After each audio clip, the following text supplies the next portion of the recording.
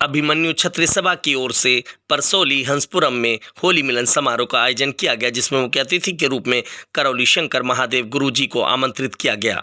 संस्था के कार्यों को देखते हुए करौली शंकर महादेव ने क्षत्रिय महासभा के भवन निर्माण को 11 लाख देने की घोषणा की एवं परिसर में परशुराम की प्रतिमा लगाए जाने पर 5 लाख का चेक संगठन को दान में दिया, जिससे कि ब्राह्मण और क्षत्रिय की एकता की मिसाल बन सके। वहीं करौली शंकर महादेव ने समारोह में संदेश देते हुए बोले, क्षमा करो और भूल जाओ का संदेश भी दिया। कन्या भ्रूण हत्या, नशा मुक्ति, महिला हिंसा के खिलाफ आंदोलन चलाने को बल दिया। सभा में आए लोगों को संकल्प के माध्यम से स्वस्थ किया।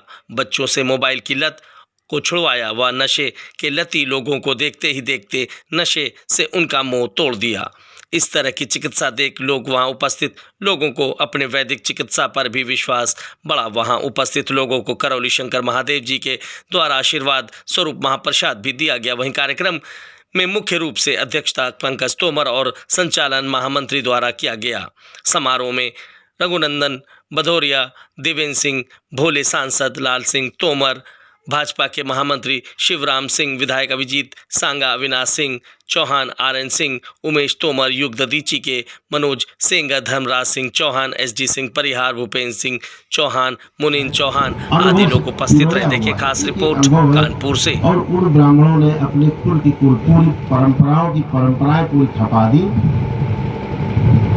और क्षत्रियों के सहयोग से उसको समाज में लागू करा।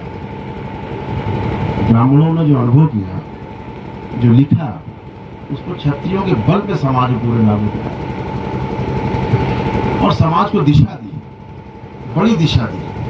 आज जो हम लोगों को सम्मान मिल रहा है, आज जो हमारे बच्चे थोड़ा बुद्धि रखते हैं, आप दूसरे वर्ग के लोगों से देखिए, आप बहुत श्रेष्ठ हैं। ये ब्राह्मणों के नज़दीकी के कारण ही हम लोग इतना ज्ञान अर्जन कर पाए और ध्यान रहता है इधर ईश्वर की तरफ सबसे ज़्यादा। अगर कोई ध्यान रखता है तो क्षत्रिय कुल ही। आज ब्राह्मण का सम्मान करने वाला अगर कोई है तो क्षत्रिय कुल ही है जो सबसे ज़्यादा सम्मान करता है। छोटे से बच्चे को देख करके भी कहता है पंडित जी पाए लगी, छोटा हुआ तब भी बुजुर्ग करता है। तो मुझे ऐसा लगता है कि ये एक ऐसा वर्ग है जिसको आप जब अपने साथ लेकर के चलते हैं संरक्षण में, तो आप और ज़्यादा गति करते हैं अपने लिए भी और अपने परिवार के लिए भी और समाज के लिए भी। ये बहुत अनुभव की बात हम आपसे बता रहे हैं। हमने जो अर्जित किया, जैसे एक नाम है, चलो उस पर चर्चा कर लेते हैं, ज़्यादा समय आपका ले लेंगे, बहुत आपने प्रतीक्षा की है। एक नाम ऐसा है जो क्षत्रियों के विरुद्ध इस्तेमाल किया जाता है और खूब इस्तेमाल किया जाता है, राजनीति में और ज़्यादा। और घरों में बच्चों को भी ऐसी शिक्षा दे दी गई है कि साहब ये आदमी क्षत्रियों का बिल्कुल खलनायक है। वो नाम है भगवान परशुराम। भगवान परशुराम का नाम आते लगता है क्षत्रिय विरोधी।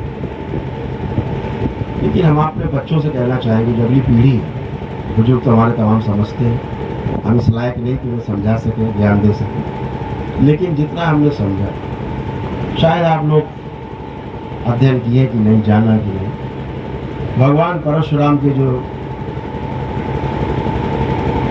दादी थी ना, वो छत्री थी, छत्राणी थी, पता है आपको? दादी, सगी दादी।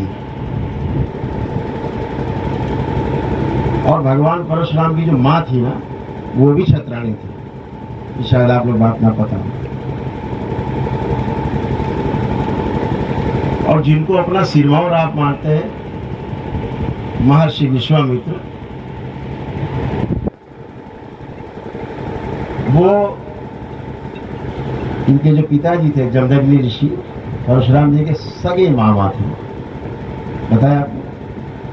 विश्वामित्र की सगी बहन ब्याही थी।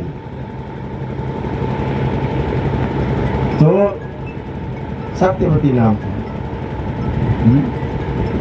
ऋषि ऋचिक थे, उनको ब्याही। ऋचिक के फिर पुत्र हुए जमदग्नि। जमदग्नि के मामा थे, सगे मामा कौन थे? विश्वामित्र, जो हमारे सिरमौर हम लोग इनको मानते। ऐसे गठबंधन रहे हैं पौराणिक काल में हमारे पिछले के लिए, जिन्हें हमने भुला दिया शायद, जिन्हें हम याद नहीं करना चाहते। इतने गहरे गठबंधन थे।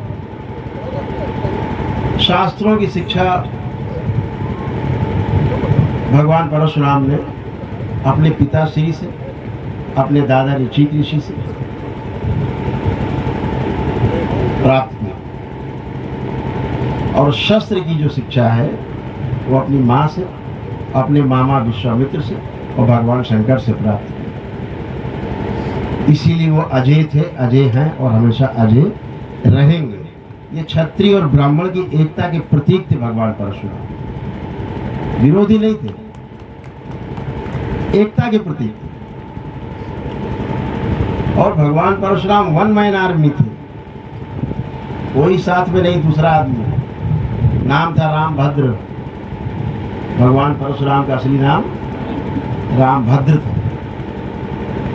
जो दादा ने उनका नाम रखा था, राम कहे जाते थे। भगवान शंकर ने हर्षा दिया था परशु, तो उनका नाम परशुराम। तो हमारे विरोधी नहीं, हम लोगों ने अज्ञानता में तमाम चीजें क्रिएट की हैं।